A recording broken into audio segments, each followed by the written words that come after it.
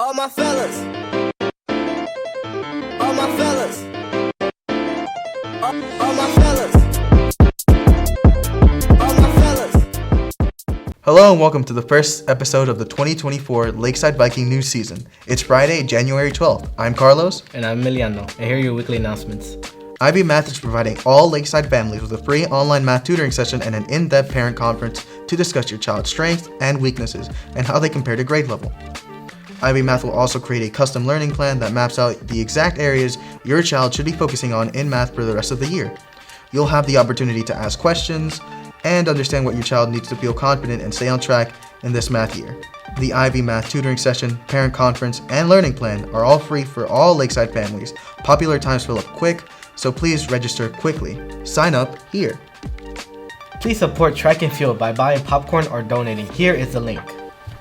Tryouts for the Lakeside baseball teams will be held on January 15th through the 18th at the Lakeside Baseball Main Field and Field House. All student athletes must complete the requirements in Dragonfly Max to attend tryouts. This includes uploading current, physical, and medical forms. Come to the Guitar Club. It's every first and third Thursdays of the month. Bring your guitar, amps, and come strum and jam in Dr. Spire Drum, room 4. Please send us your announcements. And now to sports with Drew.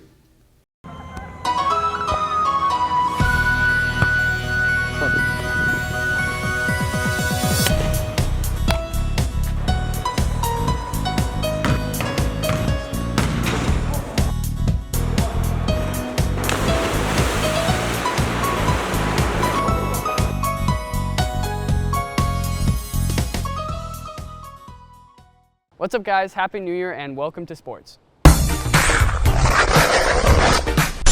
Baseball tryouts are on Monday the 15th through Thursday the 18th.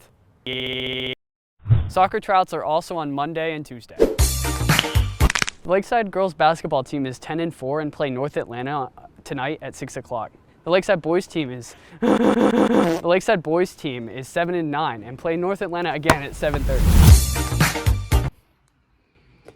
Yeah, so I forgot about the lacrosse team. They have tryouts too. I'm gonna put them right there. Thank you. Hi, I'm Julian, and I hope you guys had a great winter break. Today is Friday, January 12th, my dad's birthday, and welcome to Current Events. Our first story is about an Alaskan Airlines plane incident in the air above Portland, Oregon. New details are emerging on the plane's detached fuselage plug door and its components, as both Alaska and United Airlines say they found loose hardware on a number of their Boeing 737 MAX 9s, which for days have been grounded nationwide for inspections.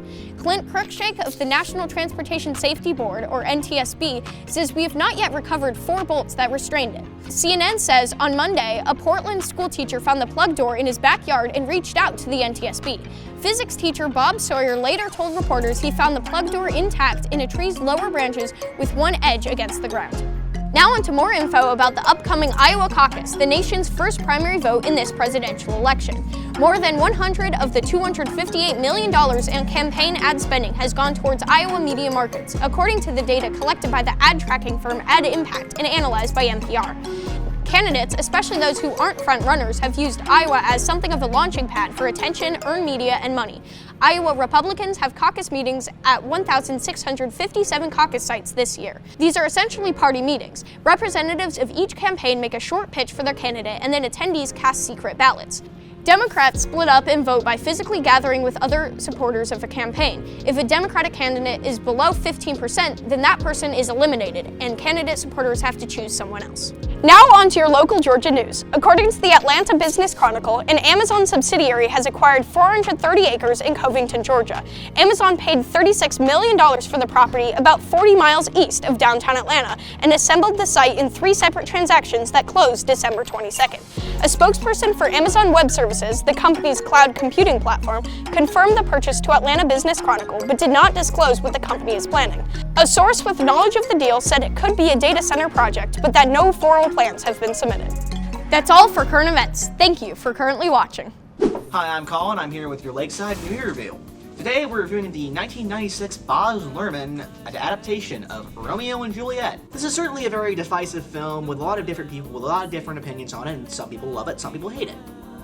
I'm one of the people who hates it. just completely. I don't like this film. I think there's a lot of problems with it. For those who don't know what Romeo and Juliet is, well, for one, I invite you to come out from under the rock. Basically, Romeo and Juliet is a love story between the rival families of Capulet and Montague, where Romeo, the Capulet, and Juliet, Montague, fall in love and die, and then proceed to end their little family feud, and they become friends, yada yada yada. Baz Luhrmann took this Shakespearean story and put it inside of a modern setting, and okay, I'm gonna go ahead and start with things I really like about this movie, because there are things I really do enjoy. For example, I love the set design, I love the costume design. The final scene of the movie is a scene in a cathedral where it does a really good job of putting together this interesting dynamic of the 90s neon with the crosses and the, like, candlelight, gothic imagery of Shakespeare. Now, getting into the more negative aspects of this film, the dialogue. Dear God, the dialogue in this movie hurts me. My problem with this comes down to a couple things, right? I don't like Shakespearean dialogue to begin with, but when you take Shakespeare and you put him in a modern setting and you don't change the dialogue, it's very jarring to hear what is supposed to be a gangster, someone who's a part of a gang, speaking this flowery Shakespearean monologue. Leonardo DiCaprio's in this movie, guys. I defy you, star! Setting aside how he is in the modern day, I don't like him in this role. For one, I don't think he looks like Capulet. He looks more Montague, if anything. I also need to mention that there is a serious problem with overacting.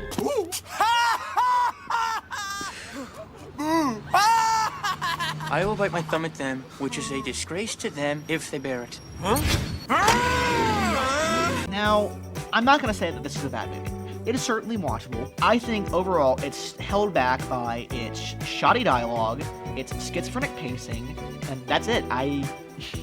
That's it. If you have any other movies that you would maybe want Lakeside News to cover, I would be happy to come back here and do this, so thank you. That is all for the news this week. Thank you for watching. Make sure to tune in every Friday.